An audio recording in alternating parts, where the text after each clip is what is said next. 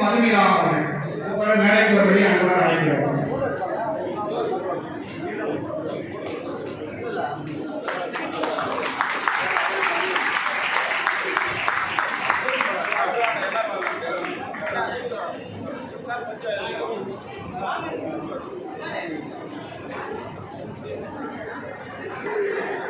மூன்றாவது இடம் சு மதுமிதா.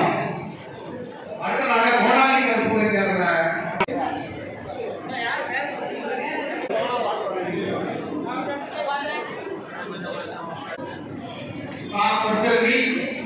மக்கள் வென்றிருந்தார். 35 ஆண்டுகளில் மக்கள் வென்றிருந்தார். மக்கள் மனதிலே இடம் பெற்றிருந்தார் என்றால் அவர் வந்து இந்த இடத்துல இருந்து உட்கார்ந்துருக்கிறார். அதுக்கு 35 ஆண்டு உழைப்பு இருந்தது. அவர் சொன்னார், இந்த மாதிரி கொடுத்துருவாங்க, 10 லட்சம் ரூபாய்க்கு மேல ஆகணும். நாங்க இருக்கிற கல்வி நிறுவனம் நடத்துறோம். 20 வருஷத்துல நாங்களே கொடுத்தது இல்லை. நாங்க என்ன செய்வோம், பேசிட்டு கொடுப்போம், இல்ல கொடுப்போம், ரெக்கமெண்டேஷன் பண்ணா ஹெல்ப் பண்ணுவோம். ஏன்னா இருக்கிறது 10 லட்சம் ரூபாய் எவ்வளவு சொன்னேன். இல்ல ஒரு ஆண்டு இல்ல 5 ஆண்டுகளும் நான் கொடுக்கணும்னு ஆசைப்படுறேன். விளையாட்டுத்துறையில இருந்து நானும் பல நோட்டீஸ் பார்த்திருக்கேன்.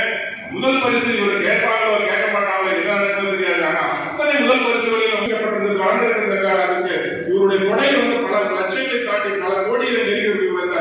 கொடுத்த பணம் மட்டும் பார்த்தீங்கன்னா பல கோடிகள் இருக்கும். அந்த அளவுக்கு வந்து விளையாட்டுத்துறை வளர்த்திருக்கிறார் என்றால் அவர்கிட்ட வந்து அரியலூர் மாவட்டத்தினுடைய கவர்னர் என்று தான் சொல்ல வேண்டும், கொடையாளர் என்று தான் சொல்ல வேண்டும். அவர்கிட்ட பணம் இல்லாதது போனாலும் கூட எங்கேயாவது யாருக்காவது பணம் வாங்கியாவது கொண்டாந்து யாரையாவது கொடுத்து இப்ப அந்த போட்டி நடத்துறாங்க, அவங்க கொடுங்கன்னு சொல்லக்கூடிய அளவுக்கு அரியலூர் மாவட்டம் கண்டெடுத்த கவர்னர் என்று சொன்னால் அவர் தான் சொல்ல முடியும். விளையாட்டுத்துறை கண்டெடுத்த கவர்னர் என்று சொன்னால் அவர் தான் சொல்லணும். அது மட்டுமல்லாமல் இந்த ஆண்டு உங்களுக்கு எடுத்து சொல்லியிருக்கிறார்கள், நீங்க ஒரு 100 மாணவர்களுக்கு நான் கட்டணம் கொடுக்கிறேன், அவர்களுக்கு பாதி கட்டணத்திலே ஒரு ஆட்காலிலோ பாடலிலோ எந்த கைகளோ போட்டு கொடுக்கிறார். கண்டிப்பா செய்ய வேண்டும் சொன்னோம். எனவே அடைய வேண்டும், லட்சியங்களை அடைய வேண்டும், உயர்த்த அடைய வேண்டும் என்றால் நீங்கள் உயர்கல்வி படியுங்கள், உயர்ந்த இலக்குகளை நோக்கி செல்லுங்கள், உயர்ந்த பதவிகளை நோக்கி செல்லுங்கள், சுயமாக தொழில் தொடங்குங்கள்.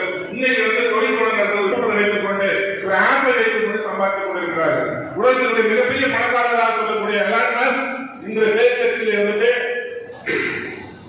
கால் கொண்டு இருக்கிறார். இன்றைய தேதியிலே காலையில பேப்பர்ல போட்டு நாங்க பாத்தீங்கன்னா தெரியும், உலகத்தினுடைய நம்பர் 1 பணக்காரராக எலான் மஸ்க் சொத்து மதிப்பு இன்றைய தேதியிலே 100 லட்சம் கோடியாக உயர்ந்திருந்தது. போன மாசம் வரைக்கும் வந்து 92 லட்சம் கோடியாக இருந்தது. இன்றைய தேதியிலே அவருடைய ஸ்பேஸ் நிறுவனத்தினுடைய பங்குகள் உயர்ந்த காரணத்தினால் எல்லா தனியார் பணியையும் அரசை அழைத்து அவர்களுக்கு எந்தவித சிறந்த கையூட்டும் இல்லாமல் இப்பொழுது அவர்களுக்கு இந்த அப்ரூவலையும் இருக்கிறது. அதனால் உங்கள் இந்த விழாவிற்கு அழைத்த இந்த அண்ணன் அவர்களுக்கும் மற்றும் அரசு பள்ளிகளில் 10ஆம் வகுப்பு மற்றும் 12ஆம் வகுப்பு முதல் கூட்ட மதிப்பெண் பெற்ற மாணவர்களுக்கான இந்த பரிசளிப்பு விழாவானது மிகவும் பெருமைக்குரிய விஷயமானது. இந்த பெருமைக்குரிய நிகழ்ச்சியில் சிறப்பு விருந்தினர் கவர்னர் வேந்தர் ஜி.கே. குமாரராஜ் அவர்களே, நேஷனல் கல்வி நிறுவனத்தின் கால வேந்தர் கே. சிலம்பரசன் அவர்களே, நவ்பால் கல்வி நிறுவனத்தின் நிறுவன தலைவர் வேந்தர் ஜி. சிவகுமார் அவர்களே, நம்முடைய சட்டமன்ற நம்முடைய தொகுதிக்கு உட்பட்ட ஜெயங்கொண்டம் தொகுதிக்கு உட்பட்ட சட்டமன்ற உறுப்பினர் அண்ணன் கா. வைத்திலிங்கம் எம்எல்ஏ என்பது உங்களுக்கு தெரியும். அதே போல இந்த சொல்றாங்கன்னா the architects of AI artificial intelligence இதுல பாத்தீங்கன்னா ஒரு 7 பேர் அந்த மேகசின்ல ஒரு 7 பேர் குறிப்பிட்டு 7 பேர் அந்த பக்கத்துல அவர் வந்து அந்த சிப்பு தான் தயார் பண்றாரு. செமிகண்டக்டர் உங்க சர்டிஃபிகேட் வந்து கவர்மெண்ட் சொல்ல கவர்மெண்ட் என்ன பண்ணிருக்கோம், என்ன படிப்பு தான் பிஎன்பிஎஸ்சி படிச்சேன், யூபிஎஸ்சி படிச்சேன். அப்போ இந்த போட்டி தேர்தலை நம்பி தான் நீங்க இருக்கணும்.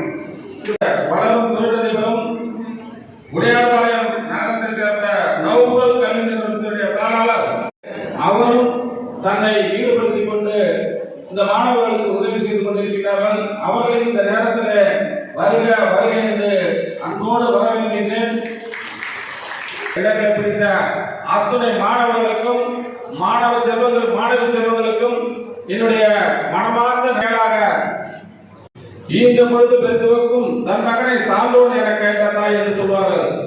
தம் பிள்ளைகள் படித்து ஆளாகி தம்முடைய பிள்ளைகள் ஒரு சான்றோர் மத்தியிலே புகழ் பெறுகின்ற பொழுது முதலில் சந்தோஷப்படுகின்றவர்கள் நம்முடைய தாய் தந்தைகள் தான்.